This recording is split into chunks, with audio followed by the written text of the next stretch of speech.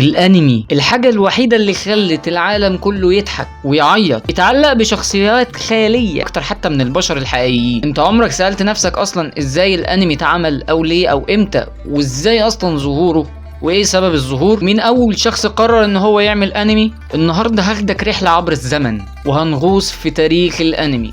بس قبل ما ابدا ما تنساش تشترك في القناه وتفعل الجرس وتشارك الفيديو وتصلي على النبي، وخلاص ما بقالناش كتير عشان نوصل ل 1000 مشترك. وفي حاجه صغيره انا عايز اقولها، احنا دلوقتي بنأسس حاجه اسمها سلسله عصب وبقله، دي سلسله رسوم متحركه بنبدا ان احنا نعملها، فارجو منكم ان انتوا تروحوا تشتركوا في القناه بتاعتي التانية اللي هي سلسله عصب وبقله. ويلا بينا نبدا في الفيديو. قبل ما الانمي يكون صناعه بمليارات الدولارات، كانت اليابان بتحب الرسم جدا والتأليف والحكايه وسرد القصص. اليابانيين كانوا بيرسموا قصص على ورق. كان في واحد مشهور جدا جدا بينهم وكيماكي، وده يعتبر الجد والاب الروحي للانمي والمانجا. اول ظهور انمي في التاريخ كان سنة 1917، ظهر اول فيلم انمي في التاريخ، وكان عبارة عن فيلم قصير جدا جدا كمان، مدته دقيقة بسيطة.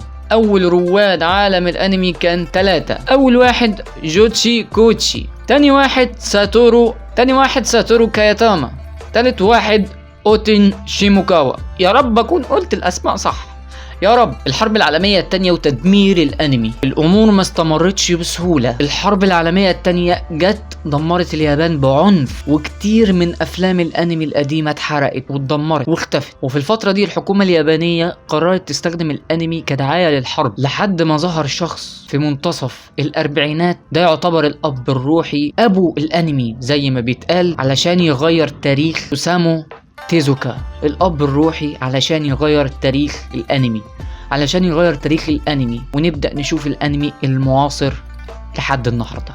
استرو بوي اول انمي تم انتاجه في 1963، وده كان اول انمي تلفزيوني ناجح وينتشر بشكل ضخم عبر العالم كله. وهنا بدأت رحلة الانمي في الظهور تدريجيا. العيون الكبيرة، المشاعر المبالغ فيها، والقصص الانسانية العميقة. في الثمانينات والتسعينات انفجر الانمي عالميا، ظهور انميات اسطورية زي دراغون بول، زي وان بيس، زي ناروتو، زي بليتش وغيره، هانتر اكس هانتر عشان مش عايزين ننسى. وفجأة العالم كله بدأ ان هو يتفرج على الانمي. ليه الانمي مميز؟ يلا بينا. السؤال الحقيقي، ليه الناس حبت الانمي بالشكل ده؟ الانمي مش كرتون، او هو مش كرتون اصلا. الانمي بيقدم مشاعر حلوة وبيقدم شبه افكار كويسة، الصداقة، الالم، الاحلام، الخوف، التضحية، الفشل. بيقدم قيمة وبيخليك تحس ان الشخصيات دول حقيقية. الانمي ابتدى من رسومات بسيطة سنة 1917 لصناعة بتأثر في العالم كله. الانمي ما بقاش مجرد ترفيه، بقى ثقافة للعالم كله. نهاية الفيديو، لو حابب تشوف تاريخ المانجا او اكتر عن عالم الانمي اكتب في الكومنتات، وما تنساش تشترك في القناة وتفعل الجرس وتشارك الفيديو علشان نوصل ل 1000 مشترك. وما تنساش تصلي على النبي عليه افضل الصلاة والسلام. فيكتور لايكي. الى اللقاء.